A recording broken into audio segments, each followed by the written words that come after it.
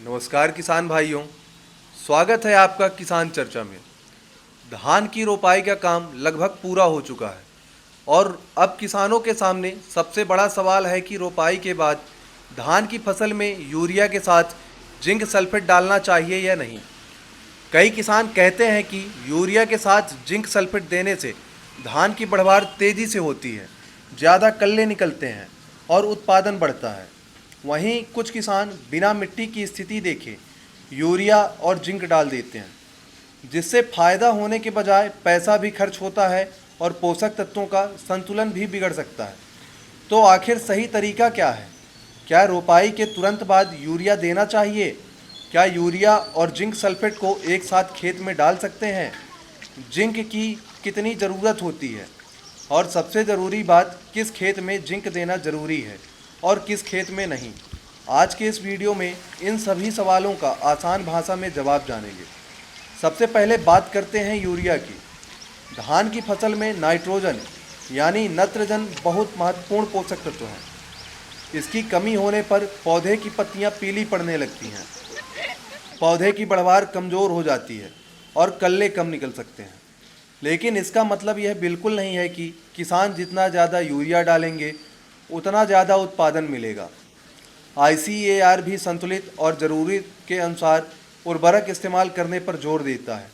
ज़रूरत से ज़्यादा यूरिया लगाने से लागत बढ़ सकती है और पोषक तत्वों के उपयोग की क्षमता कम हो सकती है। अब सवाल आता है कि यूरिया कब डालें। धान में यूरिया की टॉप ड्रेसिंग फसल की अवस्था और स्थानीय अनुशंसा के अनुसार करनी चाहिए। कई कृषि सलाहों में पहली टॉप ड्रेसिंग सक्रिय कल्ले निकलने की अवस्था के आसपास करने की सलाह मिलती है। इसलिए सिर्फ रोपाई के तुरंत बाद देखकर यूरिया डाल देना सही तरीका नहीं है। पहले खेत की स्थिति देखें, फसल की बढ़वार देखें, पहले से डाली गई खाद की मात्रा देखें और सबसे महत्वपूर्ण, अपने क्षेत्र में धान की किस्म और मिट्टी के अनुसार कृषि विभाग या कृषि विशेषज्ञ की अनुशंसा देखें। अब बात करते हैं जिंक सल्फेट की। जिंक धान के लिए एक महत्वपूर्ण सूक्ष्म पोषक तत्व है, लेकिन जिंक को भी यूरिया की तरह हर खेत में अंधाधुंध डालने की ज़रूरत नहीं होती। अगर खेत में जिंक की कमी है तो जिंक देने से फसल को फायदा हो सकता है। जिंक की कमी होने पर धान की शुरुआती बढ़वार प्रभावित हो सकती है और पौधों में विशेष प्रकार के लक्षण दिखाई दे सकते हैं। लेकिन सिर्फ इसलिए कि पड़ोसी किसान जिंक डाल रहा है, आपको भी बिना ज़रूरत जिंक नहीं डालनी चाहिए।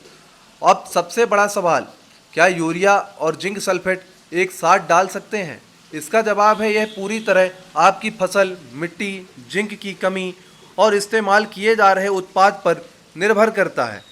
किसी एक समान मात्रा को हर खेत पर लागू करना सही नहीं होगा। अगर आपके खेत में जिंक की कमी है और स्थानीय कृषि सलाह में जिंक सल्फेट देने की अनुशंसा है तो निर्धारित मात्रा और सही समय का इस्तेमाल किया जा सकता है, लेकिन यूरिया की मात्रा भी खेत की ज़रूरत के अनुसार ही रखें। अब बात करते हैं खाद डालते समय पानी की। यह बहुत महत्वपूर्ण है।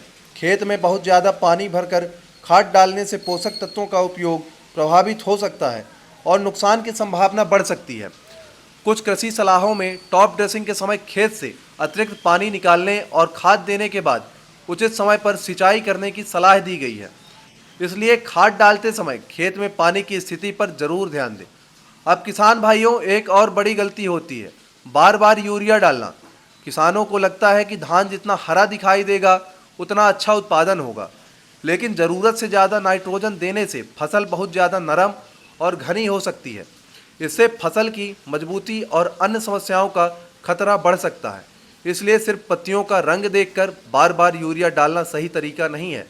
दूसरी गलती है जिंक की कमी और नाइट्रोजन की कमी को एक जैसा समझ लेना। अगर पौधा कमज़ोर है तो हर बार जिंक डालना ज़रूरी नहीं है।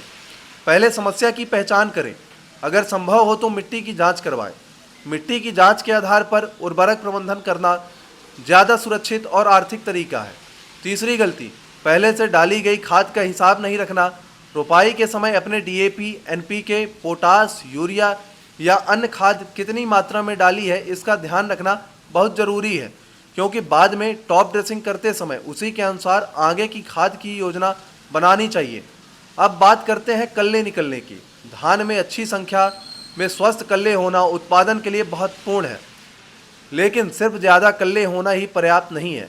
कल्ले स्वस्थ हों, पौधे मजबूत हों और आगे चलकर अच्छी बालियाँ बने, यह ज़्यादा महत्वपूर्ण है।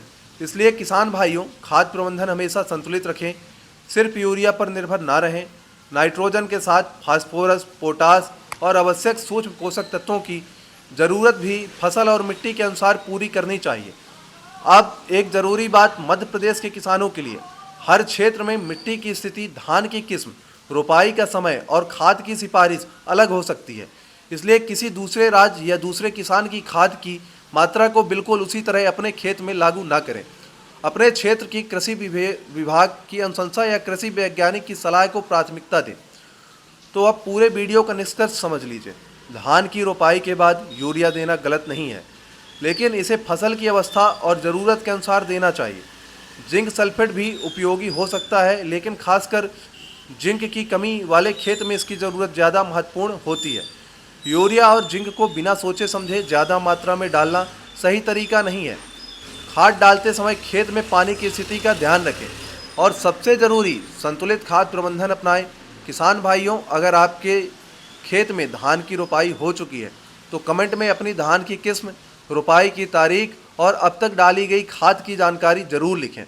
हम अगले वीडियो में इसी आधार पर बताएंगे कि धान में अगली खाद कब और किस प्रकार देनी चाहिए। अगर वीडियो उपयोगी लगा हो तो किसान चर्चा चैनल को सब्सक्राइब जरूर करें। यह जानकारी अपने किसान भाइयों तक ज़रूर पहुँचाइए। मिलते हैं अगले वीडियो में। जय जवान, जय किसान।